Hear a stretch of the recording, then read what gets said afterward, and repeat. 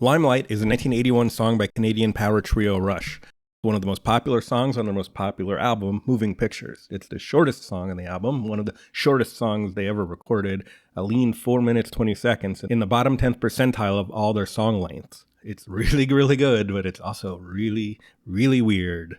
How it came to be both inspired me to start this channel. I've been a Rush fan as long as I've played guitar, over 35 years now. I've produced 5 albums, 3 of which I engineered and 2 of which I co-wrote or wrote all the songs on. For me, bass and guitar are tools to write songs with, as songwriting is my primary musical interest, specifically the intersection of melody, rhythm, lyrics, chords, and structure. So Limelight is a masterclass in arrangement. It's full of little flourishes and tweaks that operate against the inherent boredom that comes with pop song repetition. How do you keep a song interesting when it only has 3 parts and basically 5 chords, like Limelight? It's astonishing how odd the material is, considering the song was a huge hit.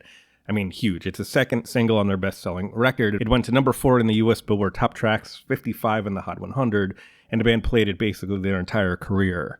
A 2015 Rolling Stone Readers poll put it as the number 3 Rush song of all time, behind 2112 and Tom Sawyer. A note about the sheet music I'm using here. This comes from a book I bought in the 90s, and it is really bad. It is really inaccurate. If you pause or squint or whatever, I've had to handwrite corrections all over it. The chords are notated incorrectly. The time signatures are questionable. It's pretty much universally true that none of the transcriptions online get this quite right. The only thing you should trust is Alex himself. That's why I've gone to the source. Hi, I'm Alex Lifeson of Rush. I'm using the sheet music here entirely for structural reasons, just to give the lay of the land. By the way, please don't mind my dogs making noise in the background. They're good boys, and they're also big Rush heads. And just a heads up before we dive in, I won't be explaining music theory. Plenty of channels do that. We'll be focusing on the songwriting, arrangement, and structure. We're just going to assume you know the terms power chords, sus4, arpeggio, time signature, staccato, legato, 1-4-5, etc. We're not analyzing harmony here either. We're looking at the decisions songwriters have to make when trying to sculpt challenging musical material into something catchy and accessible. Keyword is choices. Musical forensics. This will have 3 chapters, looking at the quirks of the final arrangement, then how they ended up with this mini masterpiece we all know and love. And finally, what if scenarios and roads not taken. I'll be throwing shoutouts to my favorite YouTube music analysts throughout, starting right now with 12-tone, because we're about to take this thing apart. The intro begins with a walk-up. Single note, guitar, low E to middle E, skipping the 5th, and then a B5 to an A5. The walk-up is kind of a pentatonic, but it skips the B, only to fall back into it with the first chord. Basically, Lifeson has made a hole, and then he fills the hole with a big fat power chord of the missing note. It's very cool.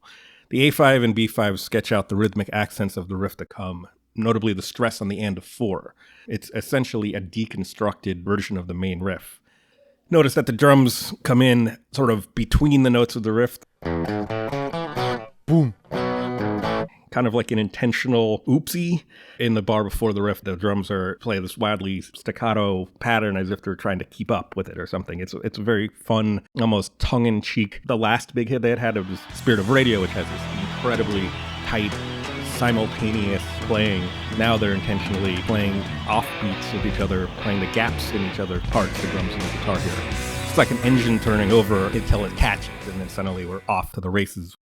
So once that full band comes in, the call and response, interestingly, reverses itself, implying it's now chords, then notes. It flops the expectation, so it adds a little bit of interest without changing anything. The intro starts before the first bar and sets up this reversal. And the riff notes are different now. Everything's been adjusted slightly. The 6-string E5 chord is added, hitting the same spot in the rhythm where the A5 used to be, except the E is ringing and not staccato. The implied 5-4-1 of the intro is now made explicit. Lifeson also holds a B note through every chord. So then it's the B, A, and see, I keep this B string ringing on the G throughout the whole thing. The B note is already in the B5 and E5, but it turns the A5 into an A sus2 inversion. This chord-shaped stacked fifths is a favorite of Andy Summers of The Police. Under this, Geddy is arpeggiating the chords, following the same rhythmic accent pattern, but he doesn't add a B to the A, he plays an A, creating this fleeting whole-step rub with the guitar. Don't worry, they're saving the really spicy rub for later. The walk-up also morphs, both the high and low E's are missing now, In fact, all of the E's are missing. It starts on F sharp and it ends on A. It's basically sketching an F sharp minor arpeggio. So it's a different tonality, probably because there's that 6-string E5. You don't really want to follow an E5 with some more E riffs. It would be a little too samey. But everyone does the walk-up in unison. So there's this nice separation as the bass arpeggiates, the guitar does chords, and they play the walk-up.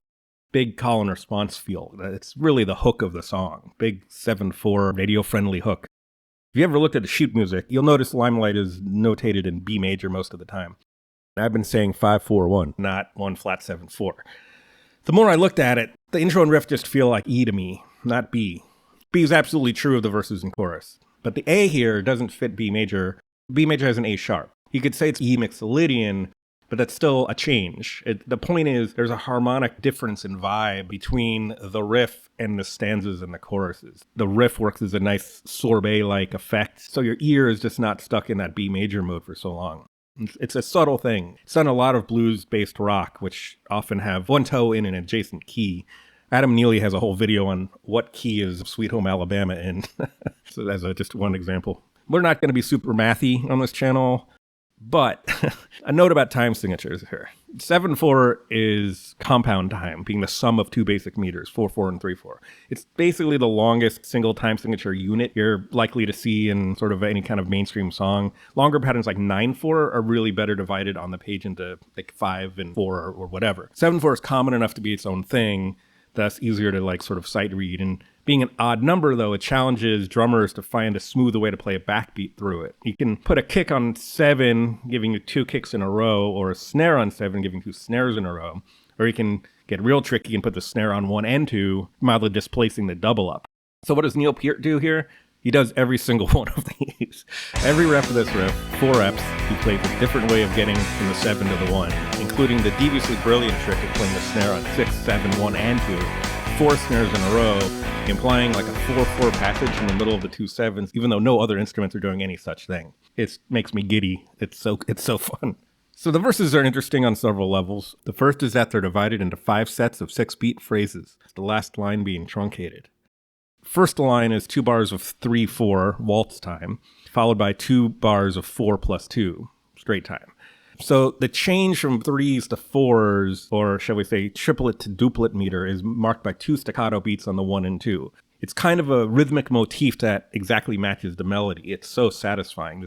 The change from the lilt of the waltzy vibe into the sudden tension and release of those 2 first notes into the straight time is just one of those $1 million arrangement flourishes. It adds energy and pizzazz without being bombastic. It creates space. Space is not something Rush was known for in this era. In fact, throughout the stanzas, the band sits out quite a bit relative to what Rush usually does. Big progress that they're letting the melody stand first and foremost. It's just great dynamics. Interesting to note that most of the chords here are power chords, which are a staple of the ascendant punk and metal scenes in 1981, but until this point in their career, Rush had really rarely ever used them. They had been very into the minor and major triads at first, and then throughout the 70s, as the prog influence took over, they got more ambiguous voicings like the big Genesis chords and susses, and suddenly there's now power chords in the toolkit. The verse melody is based around the 3rds and 5ths of the chords, which gives it a wistful, less emphatic energy, thoughtful. The first chord is a B5, and Geddy's singing the 3rd, so between the vocals, guitar, and bass, we have a full B major chord. Geddy then goes up a half step to the E right as Alex meets him there by hitting the high E string. The notes coming together is just a beautiful way of like underscoring the melody. Second chord is very often notated as a G-sharp 5, but it's actually a G-sharp sus 4/7 here. And then that's the second chord. But he's only playing the low 3 strings, so it's actually a 1/5 power chord with a 7 on top. It's subtle. It's not that clear on the studio recording, but it is very clear in some of the live recordings. And then the final part of the riff is the F sharp to E when it gets to the straight time. We've done 2 bars of 3/4, 2 bars of 6/4, and now we're back to 2 bars of 3/4. Aha, the waltz again. We must be starting another stanza. And then it just ends abruptly on a bar of 4/4. Just aborts the whole pattern just when you've gotten used to it. And in comes the riff. And interestingly here, the riff doesn't begin on 1. It begins on the end of 4, the exact moment of the final line of lyric of the stanza. This is clearly done to emphasize the lyrics again. So we have a variation on the riff, variation number 2. Lifeson is now doubling the bass He's arpeggiating. And then the second bar of the riff, it comes in on 1, but he's still arpeggiating. So that's actually a third variation. It's very elegant and effective. Verse 2 is musically identical to verse 1, but it ends with a single rep of the riff, which includes a variation of the walk-up, giving us our fourth version. He adds this variation whenever the riff is before a chorus. And then you slide back up to